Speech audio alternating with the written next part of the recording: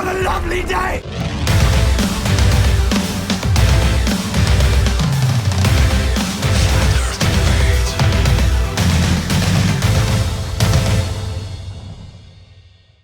Welcome to Flat Earth Debate. I'm your host, Nathan Oakley, and if you're new to this channel, or you've not done so already, be sure to subscribe and hit the bell notification icon to keep up to date with the Flat Earth Debate.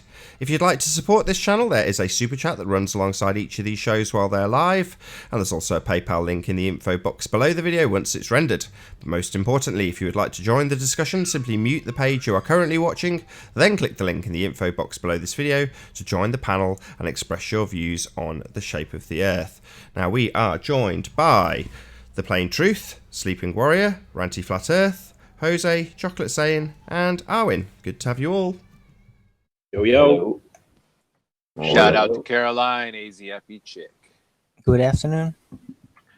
Shout out retracted on the basis that we don't know who she is. Don't be rude.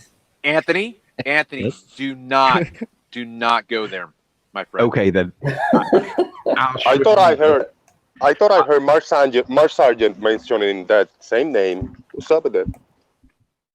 Yeah, I don't know. yeah, she's on his channel when he shows Strange World. She'll call in. I see Jose was getting bullied a little bit on Saturday last night in Patricia's show. I heard somebody was calling him a baller. I know, man. Before that, I was getting a little troll, also being called a baller on the Ranty last show. There was like marathon, like 3 hours marathon. I was like, what the hell is going on here? Was that me as well, or was it somebody else? No, it was you. Oh, right, okay. All right, so let's get through housekeeping. Any evidence of curvature, gentlemen? Nah. No. Maybe Travis's girlfriend has some curvature. Any evidence of axial rotation? Arwen, watch it, buddy. I was waiting for it. I was waiting. Come on, let's rattle through them. Axial rotation. Any evidence of axial rotation? Negative. No, that's tough. Ballet No. dancer once. Any scientific proof for gravity? Nope. No. Not Any- Nah, theories only. Any evidence for what else? The presuppositional radius. Nah. You're forgetting the molten core. I haven't forgotten it. I'm getting through. Goes There's a list. first. Oh, who cares what order? I'm trying to do this off the top of my head. And then Howard, would you like to take over then? Go on, Howard. You can have the mic. You can do housekeeping. Go on.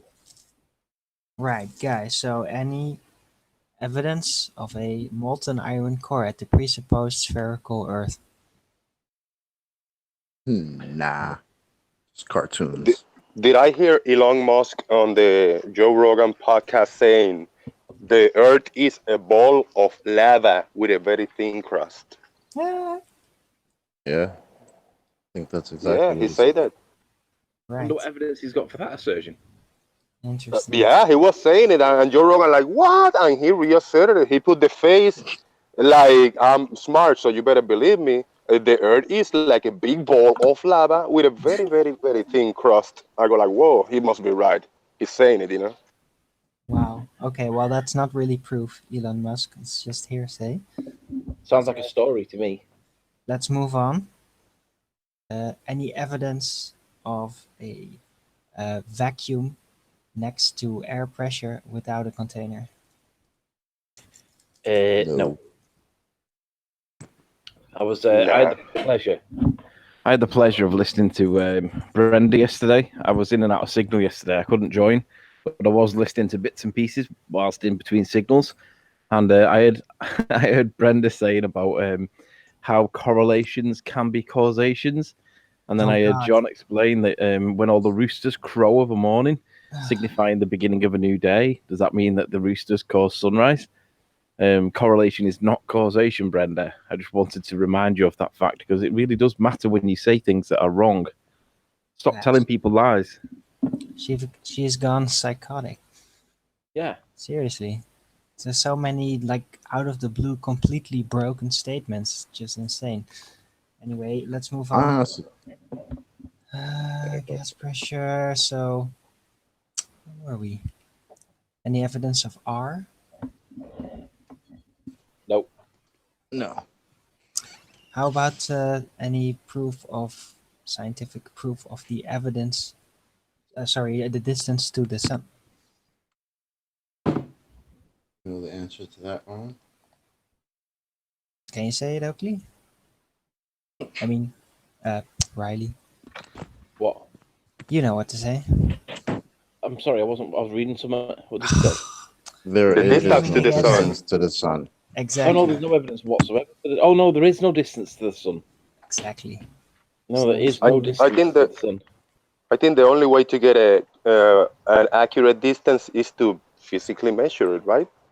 Now, if you look at a spoon, it's kind of like looking at the sun. You think it's a physical object.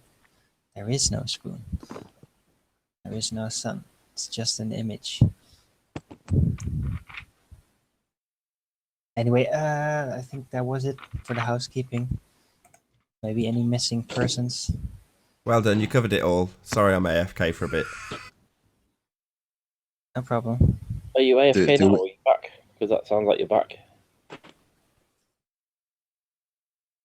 Oh, it's rubbish, this. What kind of host is he?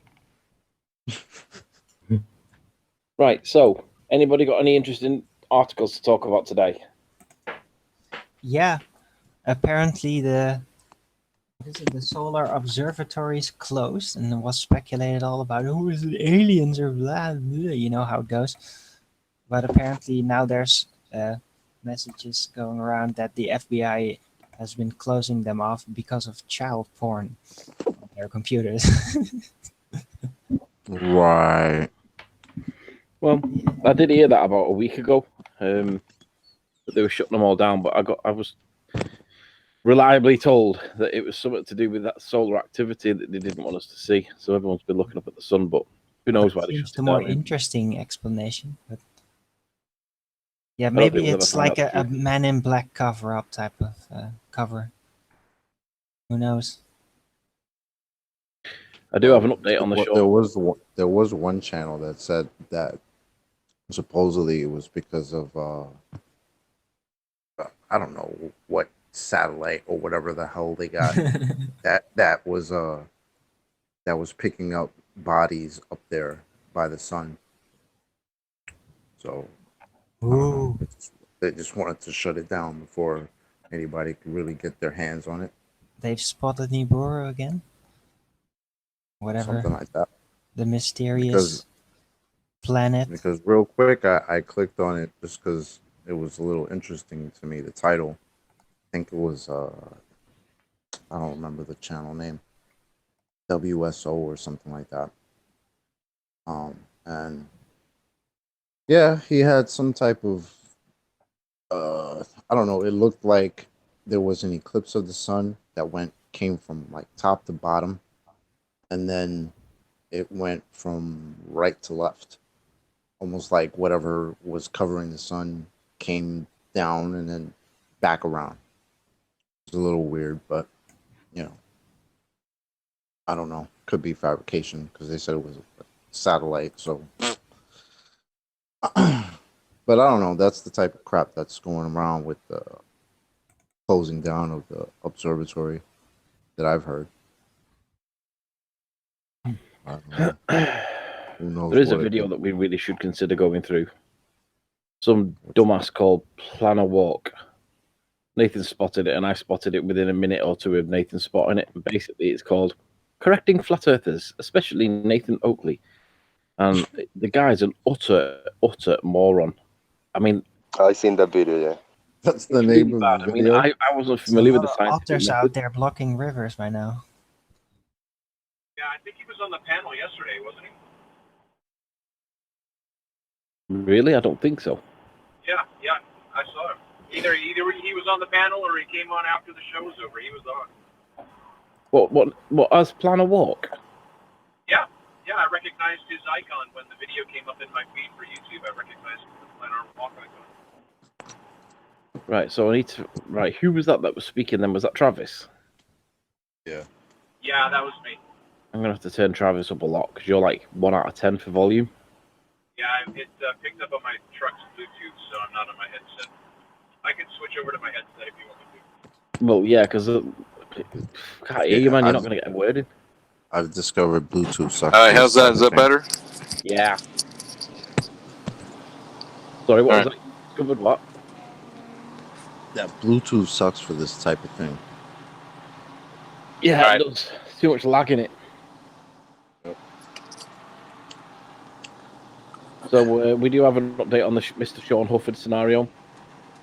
You know, the one where GeoStreamer's being whispered to by Soundly, and Sean's pretty much the only person on the whole flat Earth that thinks that it was actually a hangout that was coming through my microphone. Well, he's been poking Mike Kavanagh, the FE Corps president guy, top guy, and basically Mike's thrown the gloves down and says, "Right, I've had enough for you now." So his last video that's got the letters or the word FE Core in the title. If everybody was to go over there and just view it, just for the sake of giving it a view on the view tally, that would be quite useful. Don't have to watch it; just click the view button. That would be quite useful. That's all I'm going to say on that particular point, but it would be beneficial to everybody if that was the case. So head on over to Sean Hufford's channel, open up that latest video with the word FE Core in the title, and then you can shut it straight back down again. That'll come in handy. Wahahaha.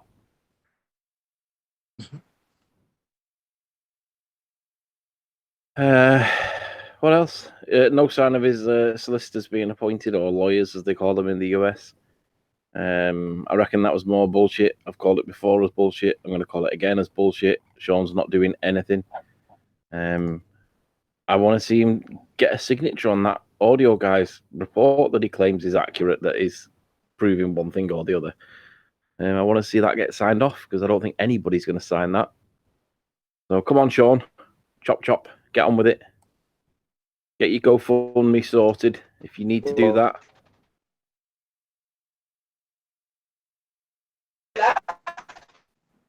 In a new video about the I think it was this morning yesterday, he's showing obstruction in the bottom of the buildings, taking these videos. He doesn't mention anybody. They look like Rantis videos. And he showed obstruction in the bottom of the building. He said, this is impossible on flat Earth. And that's all I got to say. Pretty much that video is dead, showing obstruction in the bottom buildings and saying this is not possible on a flat Earth. So I just give you a quick run through Miles Davis' new video. Now, Yeah, I've seen that video. He's a complete dishonest Burke. was it me or was Jose really broken up at the beginning of what he started speaking about then? Yeah, he's going on about Miles Davis, essentially cherry picking videos of mine in very strong winds.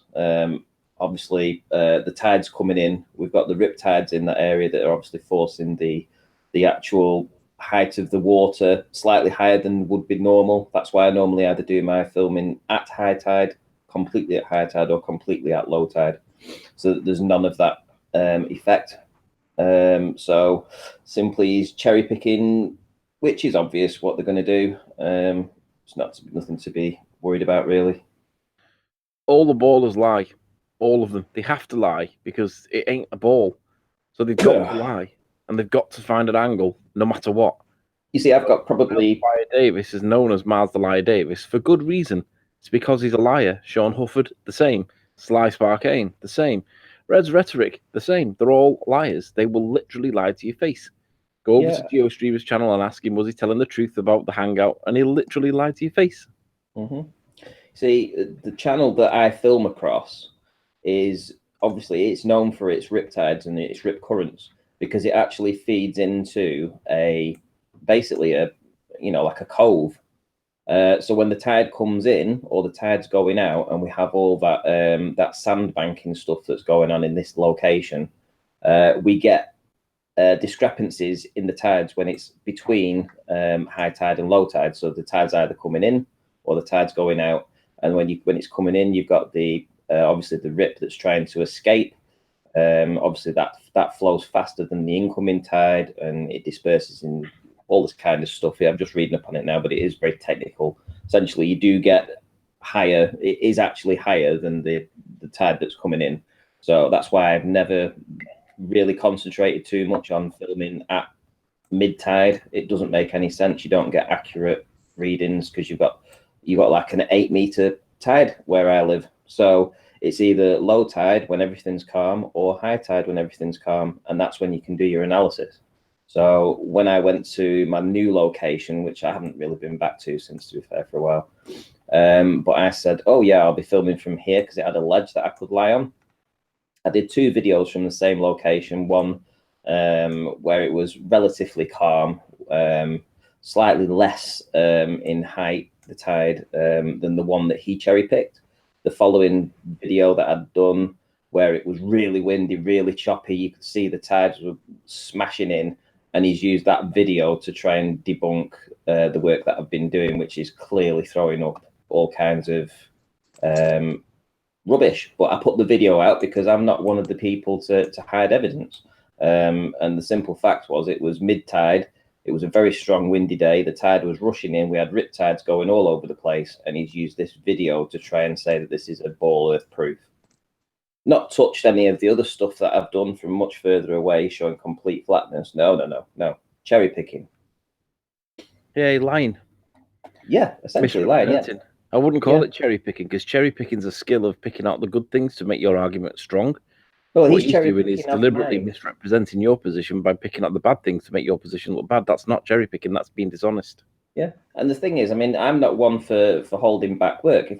If there's something that looks odd to me, I'll point it out and I'll try and analyze it and figure out what's going on, what's the reasons for this.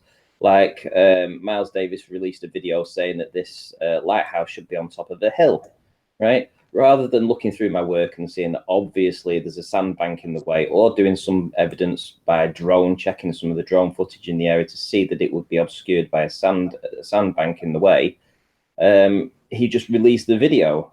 That video, to my knowledge, is still up, but it's just what they do. He obviously doesn't do his research. He doesn't realise the topography of the land in this area, which is obviously you've got the rip coming in, and the fact that the water's being pushed into a cove. It has nowhere to go but to come back. It has to flow back out as a rip, which forces the water to be higher. Ranty, what's the name of that boat that Miles was wrong about? Ben My Tree. Yeah, the Ben Macherie. Isn't that the one that you originally thought it was the Ben Macherie and then retracted it about 20 minutes after it was uploaded? But then Miles went on a hate campaign for weeks about how you were wrong about it being Ben Macherie. Yeah, exactly. Yeah, and then denied it point blank on the Christmas show that was his position. He took the opposing position and flip-flopped. And basically, the guy's a liar. He claimed he was at 40 feet when above actual sea level. When we measured it, I told everybody, no, that's not right. It was at least 20. Well, I said maximum it was about 31. When we went and measured it, it was about 31. He was nowhere near 40 feet. And it's critical on their ball model that you're accurate with your height. It's not so much critical on our model, but it's very critical on their model because the horizon's so close to you. Your observation seesaws over that horizon based on your elevation, and it's incredibly important on their model that you're accurate with it. And he was deceptive. He was deliberately lying about his observer height. The guy's an utter liar. Continuous. Is Nathan there to present me? Oh. Yeah, I'm here. It's just very noisy here, that's all. All right, can you just fire me on screen for just a moment?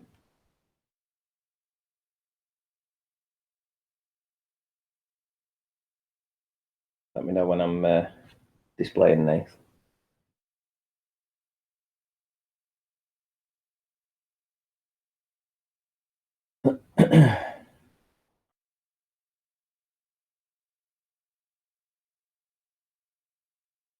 Silence. I can see you. Oh, you can see me, right? Yeah, okay. you up, Ranty, on He's YouTube. not spoken to me, right? Okay. Well, what's happening here is we've got this. Hang on, I'll just get off of that and just do a line. We've got this area here, so this is where I do my filming across here. But look at this cove, right? It is a cove. It's a complete cove. And when you have the tide coming in, so you got the tide coming in from there, from here, into this direction. So across there, it comes in, forces its way up, and the tide's rushing out as well. You've got rips that come back out. So you've got, as it comes back out again, you've got these sandbanks that run across here. You can actually see them from when I'm in Fleetwood, especially down in these locations here. You definitely see the the sandbanks and such. So there's all these sandbanks. You've got the water rushing in, coming back out again, causing rips.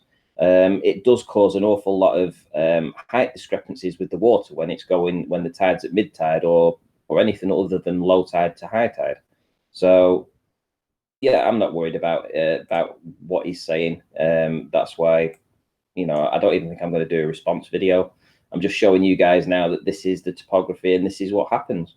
You do get discrepancies in the height of the water, which is why you'll never see any flat Earth proofs other than at high tide or low tide.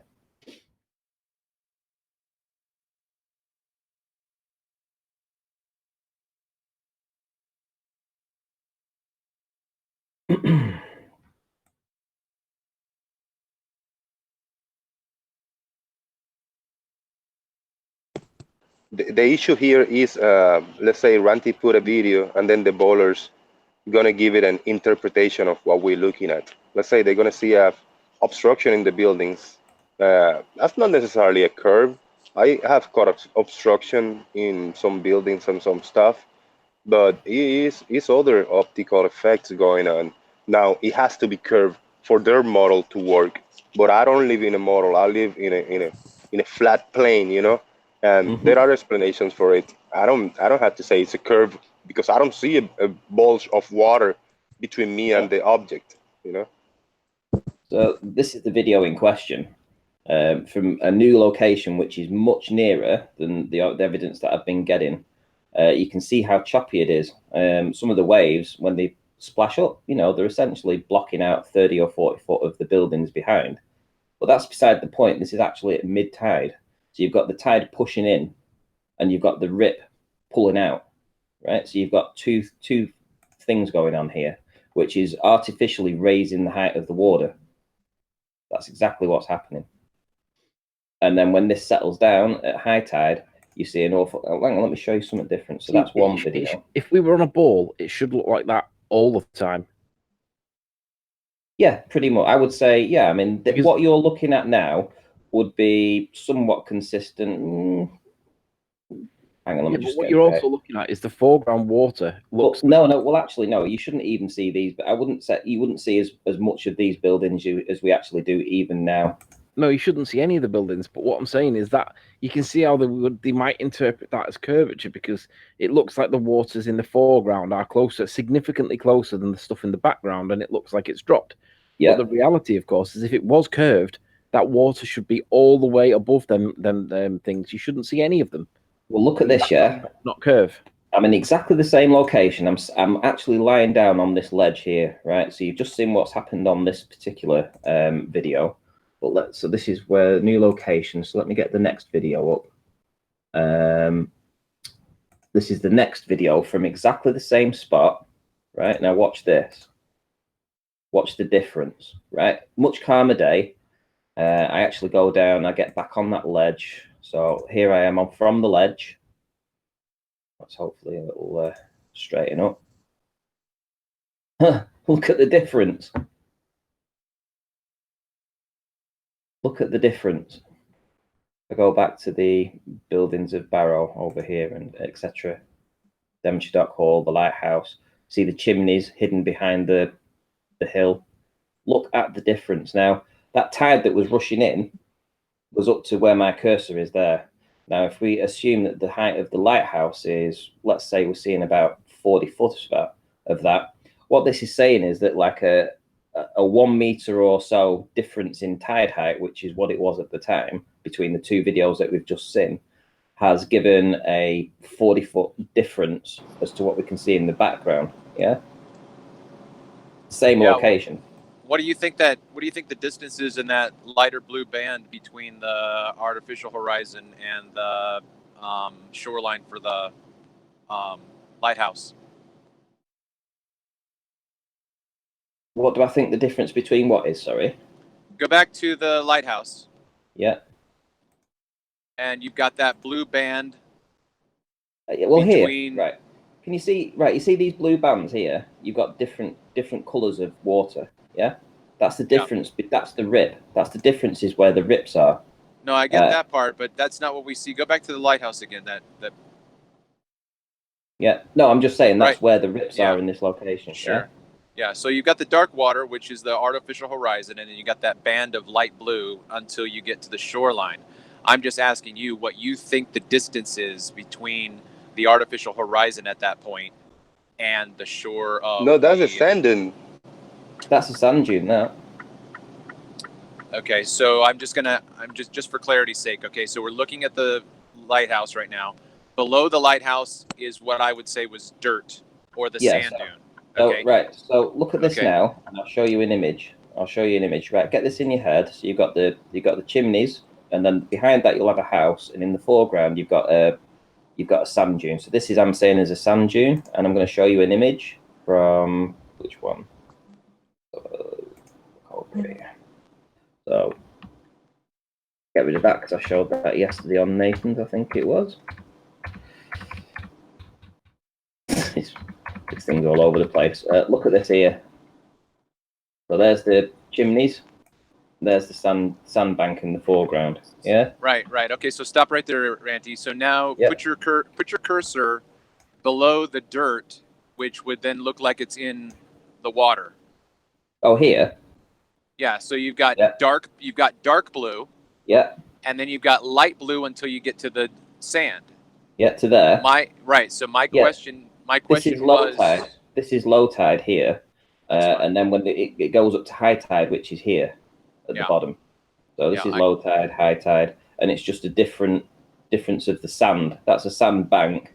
This is sand that the water comes in and goes and covers up. Okay. So when you actually lower your elevation, though, you change your angle. So the water would appear to be rising up because you're lowering your angle. From this location, I was really high up. I was about 45, 50 foot above sea level when I took this image. So I'm sort of looking across and down at it. But when I lower my elevation to like a foot, it would lift the water would look higher. In effect, it'd be the height of the sand dune just beneath it, and that's what we always see, just by changing the angle. But yeah, that's the sandbank that's in the foreground. So it's funny how he cherry picks, isn't it? Going back to this image here, same location, but on a less windy day, and the tide hasn't pushed in quite as far. It's about a meter lower than the other one, but look at the difference. You can see all of those buildings again.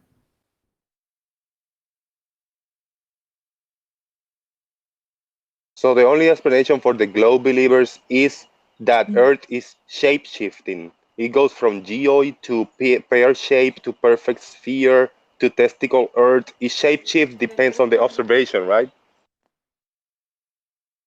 Yeah, well, it's optical, isn't it? This is what my work's all about. It is understanding the optics, and that's why I don't shy away from showing stuff that the Globers will jump all over. You know, they will ignore 90% of my work and focus on 10% of the work that might, in some way, validate their model. They ignore it as a whole, and you know, when he says to me, he says, "Well, you're trying to fit all this into a very narrow band at the horizon." Well, yeah, that's the compression. That's what we've been working on. He's obviously not been following the debates. He doesn't understand the arguments that the boats get compressed at the bottom, as do the buildings get compressed at the bottom. He definitely does understand them. He's deliberately misrepresenting them to make it look like it's like favourable in his case. When he, like you say, when he cherry picks a specific one, he understands them. He's just being dishonest. They're all dishonest. Yeah, isn't it? Listen, curve calcs. Are we? Sorry, I don't mean to hijack here. Are we done, Ranty, or are you? Shout me when you're done, because what I want to do is make a presentation or a short presentation addressing a dodgy comment that I saw yesterday or the day before from Channel Q. I want to address what she said because the girl's being a muppet, and I think it's time that the people that are watching get to see what the problem is. Nathan, would you mind presenting my screen, sir? Yeah, sure. So, this is a comment I saw from Channel Q yesterday or the day before.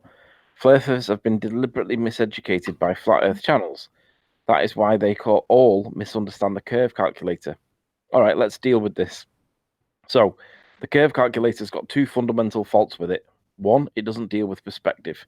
And 2, it bends light at a rate for which there is zero evidence to prove that it is bending at the rate that they claim, or indeed over a curve. Sorry. So let's bring up the curve calculator. I'm going to very calmly hijack your point. Those aren't the problem. Those are problems with the curve calculator, but the main problem is not that. That's once you have already begged the question or into the curve calculator and looking at how the curve calculator functions. The problem with the curve calculator is that it's a begging the question fallacy. So if you can just scroll up for a second. Where is it? Here we go. So at the top, it says distance equals 4 miles, which is what you've put in as a distance. Viewer height 6 feet, which is what you've put in as the viewer height. And then it says radius. So there's no need for this to be used to prove a damn thing. This calculator already knows that the Earth is a sphere and that it's got a radius. So it already knows. What use is it if it already knows it's a sphere? What are you calculating out? Well, it knows already. So let's just get where they've got that from. Because we know where we get the distance from. We measure the distance. We know where we get the viewer height from. We have a lot of arguments about it, right? They're very insistent on getting very accurate measurements of viewer height. What about this bit? Got any measurements of this bit? No. No. We just assume this bit. Well, that's the problem. Now, I've hijacked Anthony's point. I will let him go on and say, even if you get into this trap and start using this calculator where they already know it's a sphere, begging the question fallacy, then there's other problems, which is how they've done it. But for Channel Q, what this essentially does is say, if you're on a sphere, well, if you're on a sphere, you're already on a sphere, love. You don't need to do any measuring whatsoever. You're already on a sphere with a radius. They know it. There it is, right there. Well, how have they got that? Oh, they just assume it, do they? Oh, well, that's the thing you're trying to prove. So if she thinks that we don't understand how to use the calculator, wrong. We understand what a begging the question fallacy is. And when you assume your outcome, i.e. you already know the bloody radius, then it's not useful for measuring and proving you're on a sphere. It already knows you're on a sphere. So the two main issues with this, that according to Channel Q, have been misrepresented by flat earthers. Flat earthers have been deliberately miseducated by flat earth channels. That is why they all misunderstand the curve calculator. Well, this part of the curve calculator ignores the refraction, and it's the most accurate part of this model, this thing, if we are indeed on a sphere, the begging the question bit. Because what the problem is, this part is based on 7/6 of the radius of the Earth. The radius for which they don't have any evidence of, and the 7/6 bit doesn't bend light the way that it Fermat's principle on the trajectory of light tells us it does. Fermat's principle on the trajectory of light tells us that light bends negligibly, not at the rate of 7/6r, and this does not account for refraction. Refraction is negligible by basically every reference that I've seen. And I could produce it on screen now, but I'm not on the right computer to do it. I don't think I've got it on this computer. But the point is, they can't prove this radius and they can't prove this 7/6r. But it doesn't stop there. The biggest problem with this thing, this calculator, is this. Because if you have an observer and he is at a height of, say, 6 feet because he's on the shoreline, when he looks at a mountain that's 1,000 feet tall, the only time that mountain's 1,000 feet is when it's right in front of him, because that's his perceived height, 1,000 feet. But when it starts moving further away at like a mile, although it's still actually 1,000 feet, he sees it relative. So it starts to shrink. Now, we all know that things get smaller as they get further away. Curve calculator doesn't tell you about that. You have to work that bit out yourself. And if you don't realize it, curve calcs seem to sometimes match up, and it just creates a moot point. But the further away the mountain gets, even though its actual size is still 1,000 feet, its relative size is what we observe, is what we need to apply the curve calcs to. Now, what then happens is you have this mountain that's getting smaller and smaller and smaller away, but you've got the geometric curve that the curve calculator calculates for. So what you need to do is you need to acknowledge that the hidden height of whatever height it is the geometric curve, but the mountain that you're looking at or the target that you're looking at needs to be reduced in height as a function of distance and then dropped into that hidden value. So if your hidden value is, say, 400 feet, for example, you need to know how big your target's going to be at that distance, then drop it into that hidden height. And anything over 20 miles, trust me, it's pretty much gone. And that's why anything beyond 20, 25 miles is always a flat earth proof, and the ball has completely swallowed it up because the curve is exponentially getting worse quicker. So Channel Q's right in some respects when she says flat earthers have been deliberately miseducated by the curve calculator, not flat earth channels. We're the ones that have told people what the problem with it is. It doesn't account for perspective, and it bends light at the rate of 7.6 R. 7.6 is disproportionately ridiculously massive compared to the negligible effect it is. R is a presupposition admitted by Mick West, but it fails to tell you that you need to reduce targets in line with perspective as a function of distance, then apply the curve to it. So you reduce the size of the target, then you drop it into the actual curvature so that you end up having double effect. So reduce the height, then drop it into that hidden. So you need to reduce the height of it, and then know what the value is that you're going to be dropping it into. And anything above 20 miles or so, it's almost always going to be behind the curve because we're supposed to live on a sphere. It doesn't tell you about perspective. You have to work that bit out yourself.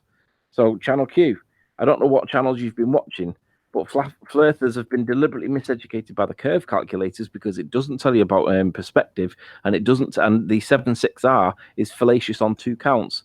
This is why they all now understand that the curve calculator is fundamentally and fatally flawed on no less than 3 counts: perspective, 7.6, and the presuppositional R. So if anybody ever sees Channel Q in chats, make sure you tell her that we all now know about the curve calculator and its flaws. There are 3 of them. Light does not bend at 7.6. There is no presuppositional R for which they base their maths on, and it needs to account for perspective because things do get smaller as a function of distance to the observer. So Channel Q, I don't know why you're telling people this nonsense. I presume and expect that it simply lies because you're not stupid. You are stupid. No, you're probably not stupid. You know that this is not reflecting reality because we all know that things do get smaller and it has to drop into that curve. Beyond 20 miles or so, pretty much everything's gone. Sorry, kidder. For more information on this subject, see our absolute demolition of Mick West when we take him through his own calculations and the assumptions that they make and the zero correlation between 7.6 of a begging the question fallacy radius and actual refraction, which is what he cites on his calculator, because these people have to lie and be disingenuous and use sleight of hand in order to convince them that they have, them being people who come to the calculator, convince them that they've got some sort of validity in front of them, that what they have isn't a begging the question fallacy. It isn't just telling you it's a sphere and then getting you to do some arbitrary nonsense and put the distance in and various other things. They already know it's a bloody sphere. It's a nonsense.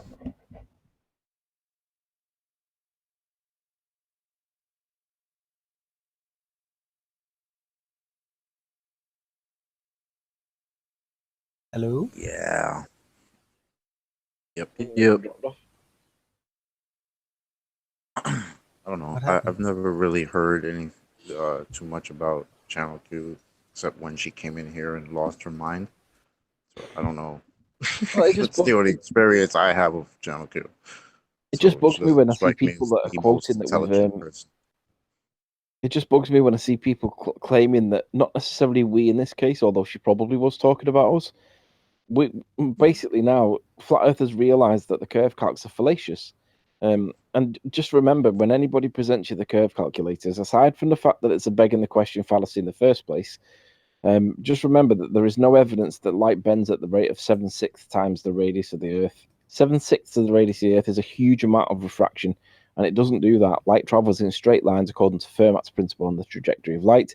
It pre-assumes the radius of the Earth that it's based the curves on, which is a problem.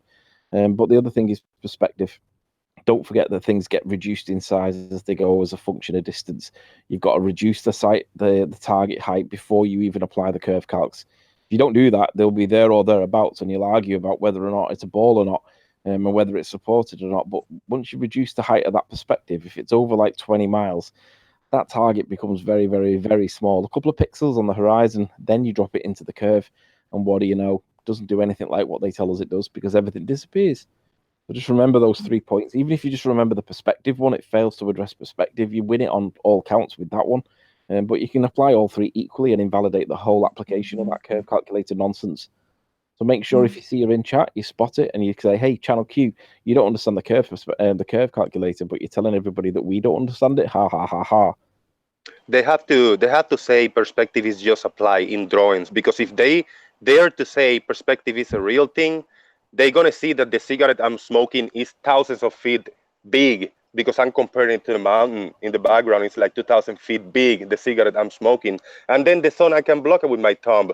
So they cannot account for perspective because they cannot picture these things that is, things appear to be smaller in the distance. They just have to not account for it. Hello. Hey, Tommy. So Tommy. Hey, Tommy, have you come across this curve calculator nonsense yet? Yeah, I just wanted. Oh, let me mute the chat. I've got to just add on your 20 miles over distance. That might. Yeah, I've come across the calculator thing. I can see the flaws that you're on about with it. That picture that I showed, the mate Rainier, and it seems like it's still visible. Talking with my mate about everything. We also went through atmospheric lensing, and as you say, that should be disappeared. But because there's actually moisture in the air, and over a long distance, that collects and it acts like a magnifying glass. That's true.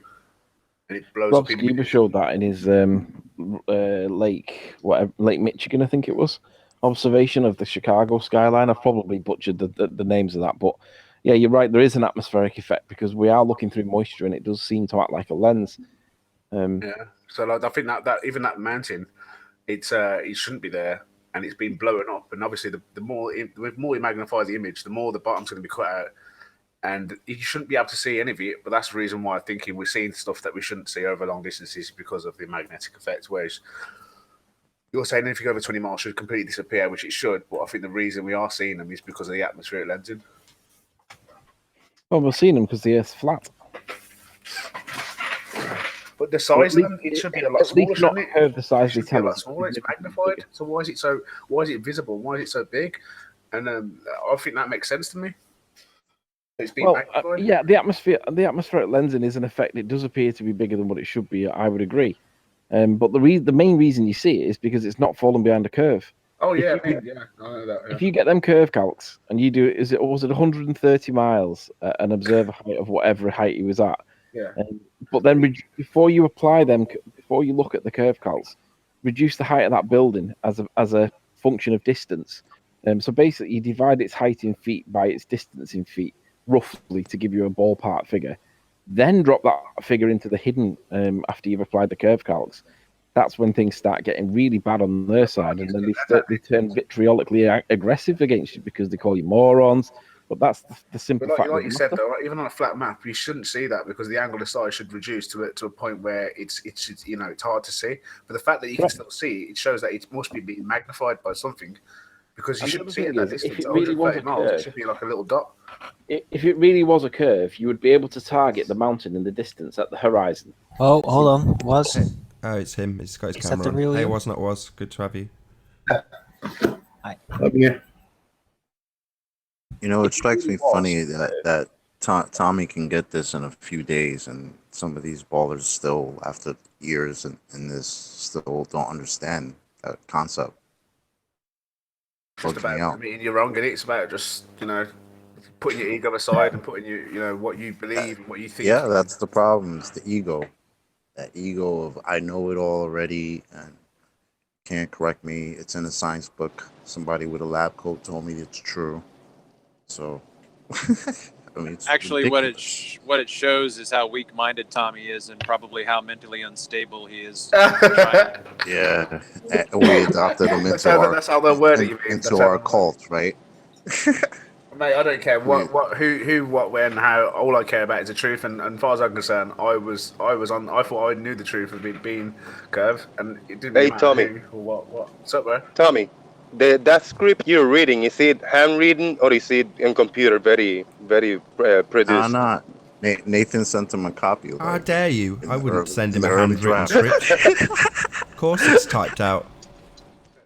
I never knew any of you guys. Never knew anything about every flat earther I've ever come across or looked at on the internet. They just look like absolute retards. They ain't got a clue what they're on about, and that's how my view was. And obviously, coming against somebody that actually knew what the hell they was talking about and put me in my place, basically, with everything. Every single time I try to make that one step wrong, I've got put in my place. And there's no.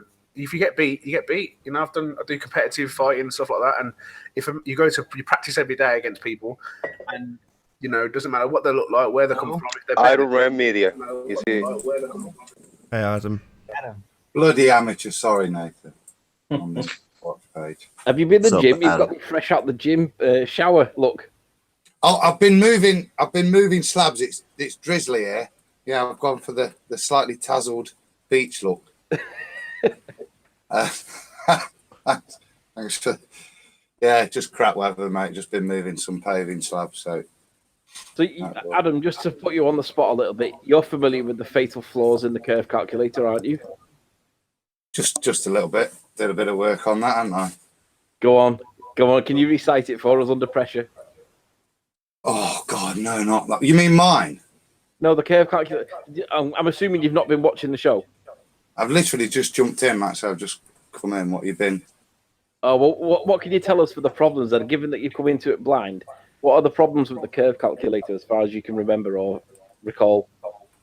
Well, the most obvious is its complete inability to take into account perspective when measuring the object in the distance. It takes a two-dimensional side view. Correct. No. So objects in the distance get smaller. No, hold on. Just bring up the curve calc a second. Let me just show this to Adam so I can not rub his face in it, but just say no. You know, there's something much more obvious than that. Can you bring the curve calculator up, Anthony? So you've got yourself a photo, Adam, right? And I'm a glober. I'm not going to bring it up for the audience yet, but I will in a second when the moment is right. So you've got yourself a photograph, and the globe head says to you, well, what was your distance to target? Yeah? Now what are you going to do? You're going to scramble around and get your distance to target, aren't you? Yeah. Okay, so then they say, what about your observer height?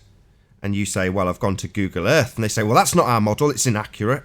So you go back with your tape measure and you measure your height, right, off the ground. Yeah. Yeah, right. Now, if you look at the curve calculator, oh, why isn't it coming? Oh, there we go. So what's the next value that they want in this curve calculator? Says it on the top row. Distance, 4 miles. Viewer height, 6 feet. You've gone and measured it with a tape measure. What's the next thing? Page up. Oh, drop. Oh, that. Yeah. Well, yeah. So that. Top line, just under where it says metric or advanced. Where is it? Distance, view height. Oh, right. Oh, yeah. Well, yes. Well. What? What? Yeah, there is the obvious presupposition. Oh, the presupposition. So they already know. We already kind of know what we're measuring, and all we're trying to figure out is where we are on this thing that we already know. Right, so we're already on a ball. Don't need to measure anything, do we? We've already got it. There it is. No, it's not a curve calculator. It's a curve it's a locator on the presupposed ball already. That's what that calculation does. It doesn't calculate curve. It tells you where on the curve you are based on those input figures. But the curve is already assumed and in the calculation. There is no calculation of curve. So what you're saying is it's always curved according to this calculator then? Yeah. It's not calculating curve. It's already assuming that circle of a radius. And all it tells you is where on that circle you are. That's all it does, and then draws a line to calculate the drop from it. But it doesn't calculate any curve per se, just the curve's already been calculated. It's there from the radius. Right. So no matter what values you put in when they're really critical and demanding super accurate height measurements, no matter what height you put in, it's always going to tell you you're on a sphere. And you cannot dumb this down anymore for the ballers, but they still don't get it, brother. Nah, they don't get it. If they don't get it, I'll just say a few words to those particular individuals. Radius Dominus Gravitas Spiritus Sanctus Arwen. Go in peace, in R you trust. So let's bring it back on topic. Channel Q says that flat earthers have been deliberately miseducated by flat earth channels. No, Channel Q. I don't know what channels you're talking about, but I can only assume it's ours because we're the ones that keep talking about it. The curve calculator is dishonest because it presupposes R. It bends light at the rate of 7/6 times the radius of the Earth, and it doesn't bend like that. And it doesn't account for perspective, Channel Q. Them three things are a problem. So it's not us that's deliberately miseducating flat earthers. It's you guys by not telling us that perspective is a thing. It's not just something that appears in our channel queue. It is real world. Perspective is a thing.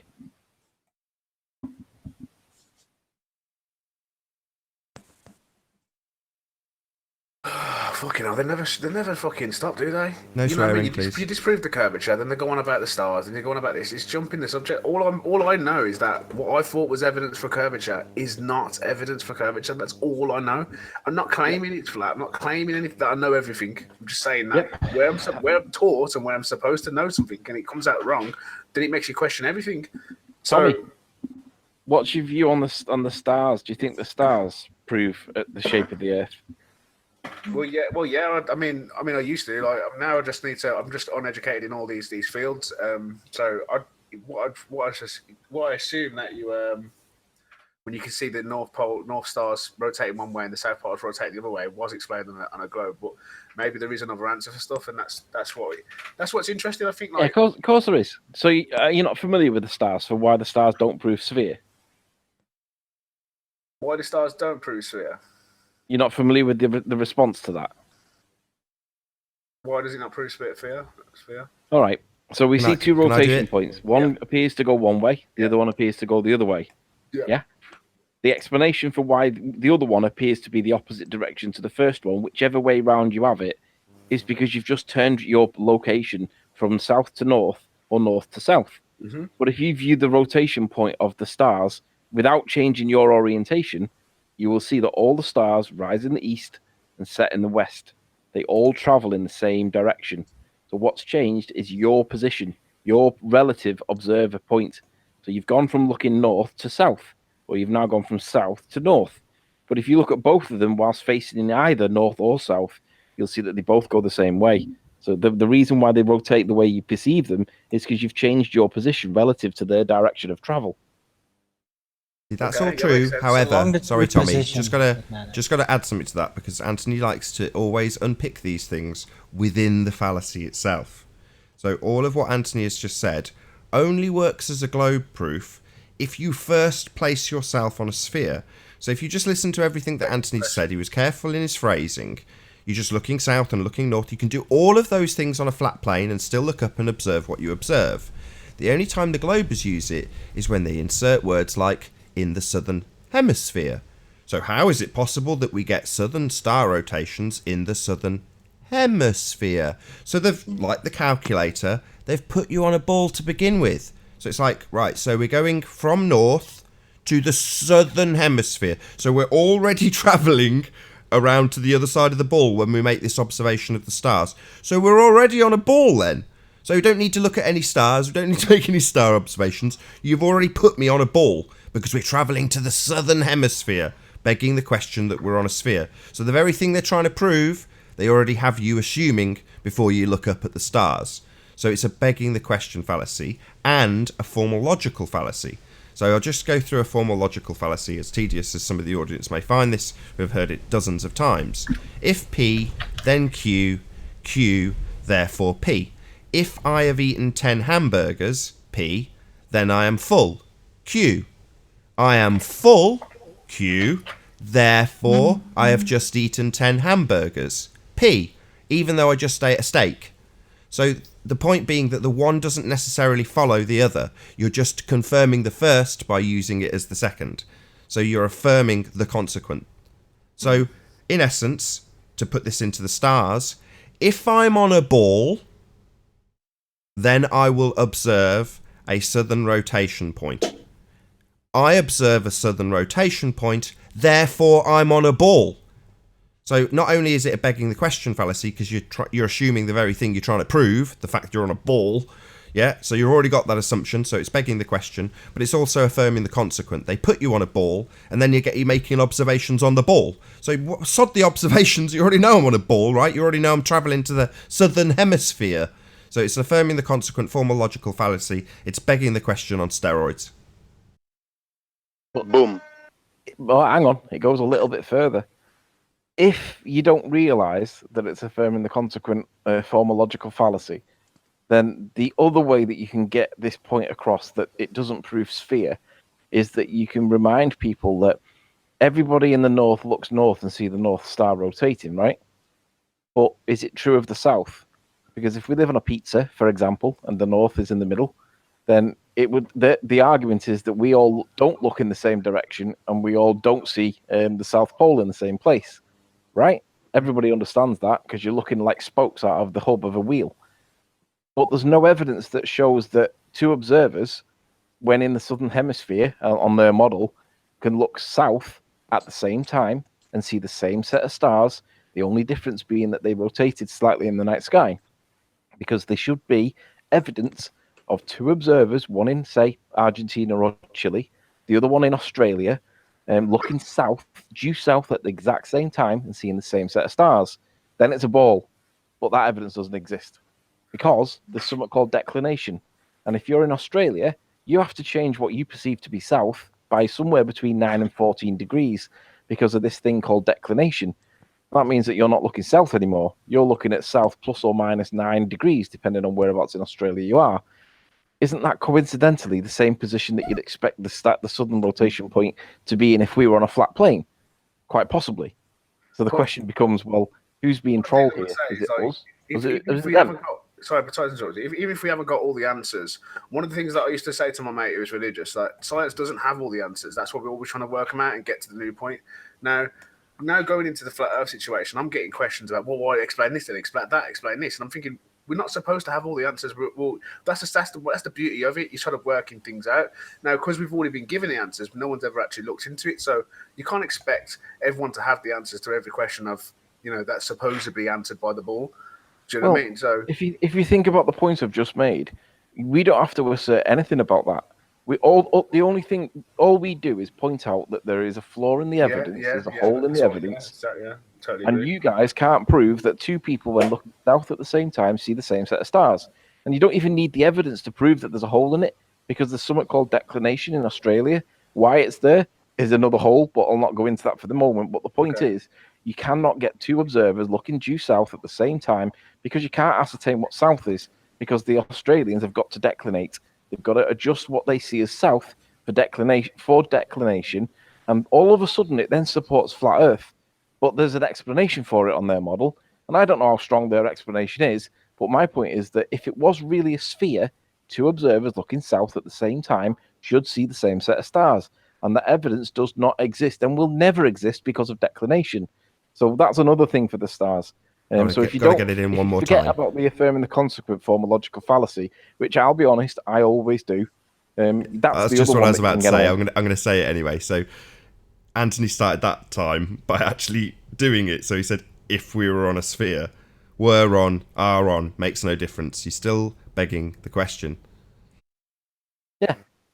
It's as you used to say, Nathan, the point is, and you feel compelled to try and give your own just so story when you're discussing it. And I think and respect to Tommy, mate, it's been interesting watching your crash to flat Earth and refreshing to hear your honest approach now, mate. And to me, it is, you don't need to give a just so story to reject their just so story. It's quite reasonable. They're the ones making the claim in the first place, aren't they?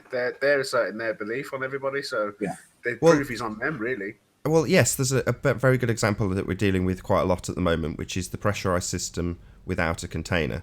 So when it comes to you asserting that you can't have gas pressure without a container, and then they demand that you prove we have a dome, you don't have to make any assertions to demolish the current assertion. So if the current assertion is we live in an open system, which it absolutely is according to the people who dictate the worldview we should all hold, then you can't have gas pressure without a container. So that's a hole in their assertion. And you don't have to assert that there's a dome in order to point out that their assertion about what the world is an open system with gas pressure next to a vacuum, which is a violation of the second law of thermodynamics. So you only have to point out the flaws. When they say, where's your dome? What dome? What are you talking about? I'm taking to pieces your assertion and the currently accepted rhetoric. This ain't about me. It's about you and your beliefs and what you've asserted. It's like, they're just trying to pass the blame and then trying to make you look like a fool because you don't know the answer to everything. But it's like, I'm not claiming to know the answer to everything. I'm just claiming there's an inconsistency in your claims. That's all. Yeah, I totally agree. It's just about being honest with yourself, isn't it? And that's that. I'm an honest person, and I honestly thought I knew the answers, and now I can honestly say I don't. So I don't mind. I don't see the problem. We're saying that we don't know. No one knows what happened before the Big Bang. That's one of the things in science that people claim. We don't have to know, but but people take that as a fact. So what's the problem with not knowing all the answers to why, if it was flat, why it seems to be these ways? What's wrong with that? Nothing. And Adam summed it up quite nicely when he said you don't have to come up with the just so story to smash the living daylights out of their just so story. You just smash the living daylights out of it based on its fundamental flaws. And in the case of the heliocentric system, they've got a gas pressure next to a vacuum. So it's very easy to demolish it without having to make any assertions or just sew stories up. And with that, I'm going to say first and foremost a huge, massive, enormous thank you to all of the debating panel for making this debate possible. And of course, a massive thank you to all of the live audience for tuning in and hopefully sharing this debate. If you hated it, then you know exactly what to do. But if you liked it, maybe consider sharing it with a friend or subscribing if you've not done so already. I've been Nathan Oakley and I'll see you all in the next video. Oh, what a day! What a lovely day!